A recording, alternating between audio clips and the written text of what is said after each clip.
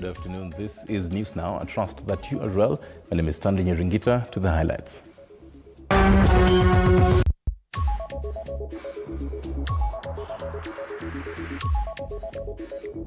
Coming up on News Now.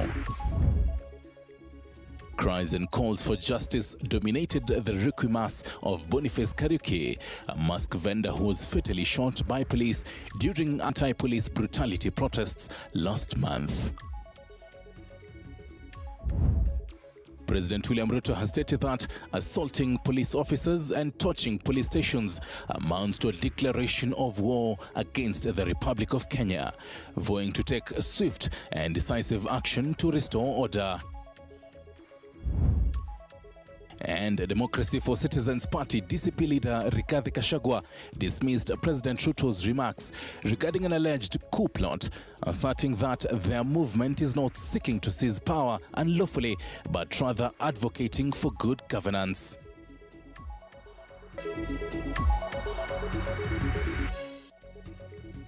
Our news briefs begin right now. President William Ruto has stated that assaulting police officers and torching police stations amounts to declaration of war against the Republic of Kenya, vowing to take swift and decisive action to restore public order. Speaking during the launch of an affordable housing project in Kilimani, Nairobi, the president condemned violent protesters involved in looting and destruction of property during recent demonstrations. He emphasized the government's responsibility to protect lives and livelihoods, directing police to confront lawless elements not by lethal force, but by, quote-unquote, shooting to immobilize those engaging in violent acts. The directive comes amid heightened political unrest and nationwide protests driven by public frustration over rising costs and broader governance concerns. Tunataka amani Kenya. Tunataka watu wafanye biashara. So mtu ambaye anaenda kuchoma biashara ya mtu mwingine, mtu ambaye anachukua moto anaenda kuchoma biashara ya mtu, anaenda kuchoma mali ya watu wengine, mtu kama huyo apigwe risasi miguu, aende hospitali, akienda kotini. Yes. Yeah. Wasimuue, lakini wapige hii miguu ivunjike ndio aende kotini, aende hospitali, akienda kotini. Hapana, hatuwezi kukubali mtu ambaye anaamuka kwake anaenda kuchoma mali ya mtu mwingine, biashara ya mtu mwingine. Iko haki hapo kweli? Hapana, hiyo mchezo watu waache. Kwa hivyo mimi nataka niseme askari wasipige wananchi risasi kuwaua. Lakini mualifu, mtu ambaye amechukua kazi kwenda kuvunja biashara ya mtu mwingine, ashughulikiwe, aende hospitali, akienda kotini. Meanwhile, former Deputy President Rigathi Gachagua has dismissed claims by President William Ruto that the opposition is plotting to overthrow the government. Speaking during a press briefing at his current residence, Gachagua accused the president of using the Terrorism Act to intimidate Kenyans. Gachagua stated that the opposition intends to challenge the current administration through constitutional means, specifically the ballot in 2027, not through violence or illegal tactics. He further dared the state to arrest him if there is credible evidence of wrongdoing. So far, about 50 young people are in courts in trumped-up charges of terrorism in scenarios of stage-managed crimes by the state. When a police station in Mawego in Homa Bay County was torched, the suspects for that particular crime have been charged with arson. But when a police station is alleged to have been torched in Kiambu, suspects from the Kikuyu Nation are charged with terrorism charges. Stop killing and profiling the young people. Listen to them. Mr. President, nobody wants to throw you. Nobody wants to overthrow your government. Nobody wants you out of power through unconstitutional means. Mr. President, I and the people we work with are on record. We want you to remove you from State House through the ballot in 2027. This narrative you are creating that there is an attempt to overthrow your government is for you to have the opportunity to use the Terrorism Act to profile communities and to persecute leaders who are opposed to your administration. please relax. We want you to serve your one term. Nobody wants you out of government, and constitutionally, nobody has any plan to overthrow your administration, Mr. President. We want to face you on the ballot in August 2027. And following the skirmishes witnessed during the recent Sabasaba protests, a section of concerned elders of Kenya and entrepreneurs is urging the country to rethink on how citizens express their grievances. They advocate for peaceful demonstrations and have initiated a national dialogue platform aimed at bringing together Gen Z, the clergy, leaders and President William Ruto to chart a conciliatory path on pressing national issues. Meanwhile, Nairobi businessman Abdi Hassan has proposed the creation of designated protest zones to curb looting and destruction of property, calling for structured spaces where citizens can safely demonstrate without compromising economic livelihoods.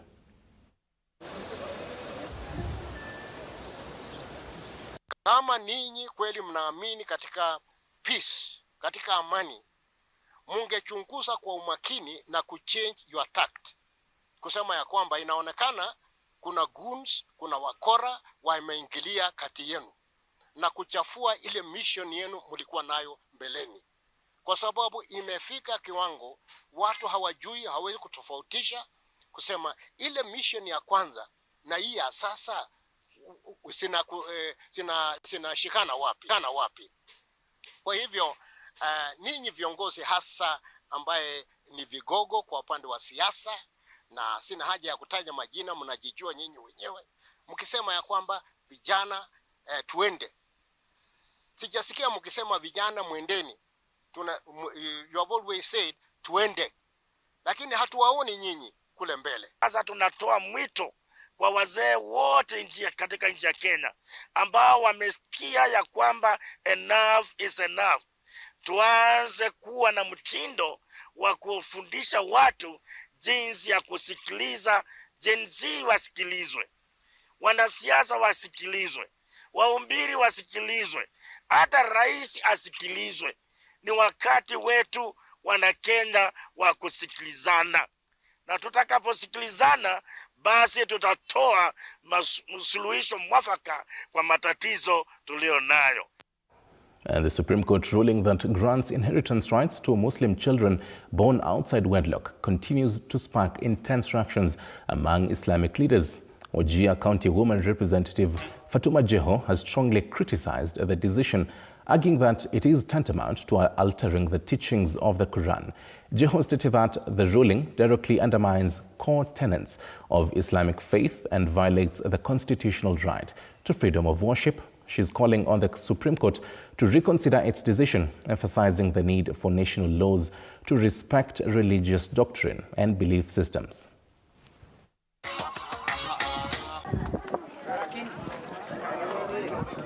Sisi, we want to tell Supreme Court we are not lacking any knowledge when it comes to Islamic issues. We have scholars, our own scholars, and the book you see here, our Quran, cannot be amended like the Constitution, my friends. This book has been there. It will forever be there. It cannot be touched. Even a letter cannot be edited. Kwa hivyo kidogo wapumzike, waende watufanyie maneno ya Constitution, lakini si Quran. Quran is untouchable. Even a letter, a single letter cannot be edited. We just feel like they have invaded our sacred space. Meanwhile, Manyata Member of Parliament Gitonga Mukunji appeared before the Kahawa Law Courts today, where the court is expected to rule on whether he and his two co-accused will be granted bail. The trio has been charged with committing an alleged terrorist attack during the recent Sabasaba protests. Defense lawyers have called on the court to discharge the accused, arguing that the charges are unfounded and politically motivated. Let's now listen in to part of these particular proceedings.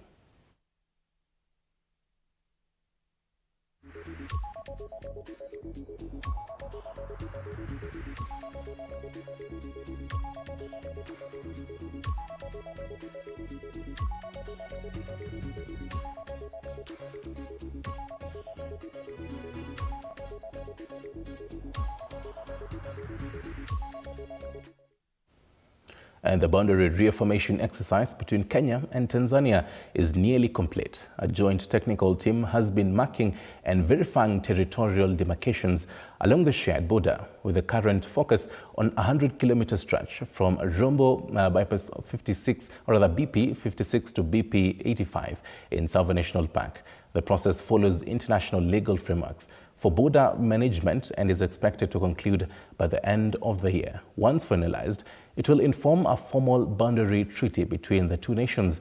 Experts say this will help eliminate confusion over jurisdiction, enhance security coordination, and clarify land ownership in affected communities, particularly areas where border ambiguity has historically led to disputes.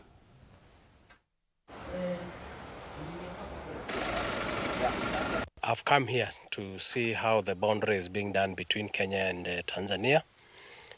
And we have done a lot of walking all the way from Lake Jipe to Chala to see how the boundary has been done. This is a collaborative effort between Kenya and Tanzania, where we affirm the boundary, and once we finish, the two presidents of the two republics will be able to sign an agreement to say that now that the boundary now is confirmed and we have no disputes between us. We are motivated and we feel supported. And with that, I think once government continues with that kind of commitment, we undertake Tanzania willing to give our presidents a gift, as we've said, and have the agreement signed by December this year. We are committed to finish this work, sir. For Kenyans, we need to realize that our country comes first, even before my home. Because without Kenya, I can't have a home. So Kenya is our home first. And then we partition it in small places where each one of us now has a resident. So it is very important for us to take care of our nation. It is very important for us to know where it ends and where it begins. It is very important to love and protect our country.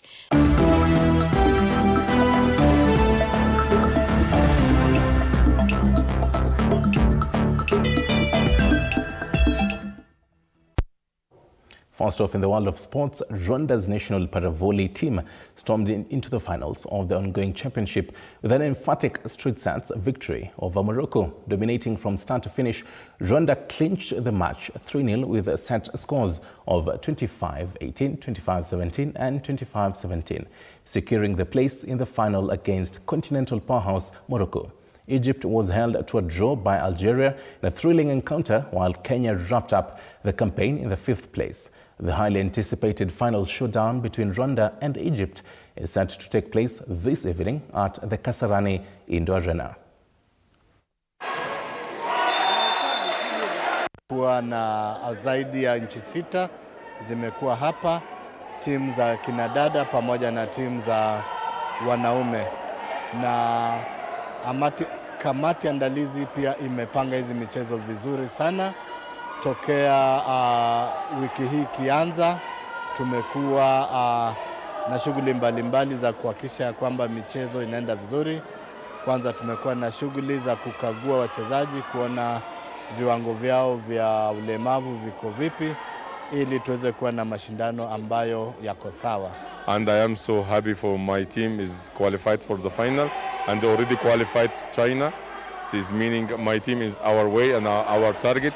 Already we planned for that to coming here to qualify for China. The team was very good from both of sides. They fight until last point. So we are happy that we are get this card to qualify and played in the final against the Egyptian team. Last year, until now, even during the night, we didn't sleep away because we think about this game, because we came here to get tickets to the China on World Cup. So we did it. It's a very, very good for us. Right, 14 minutes past the top of the hour. Thank you very much for tuning in to News Now. My name is Stanley Nyaringita. Let's meet at 9 p.m. Also remember the big interview one-on-one with Kalonzo Musyoka with Dibal Ainea. Don't go too far. This is TV47.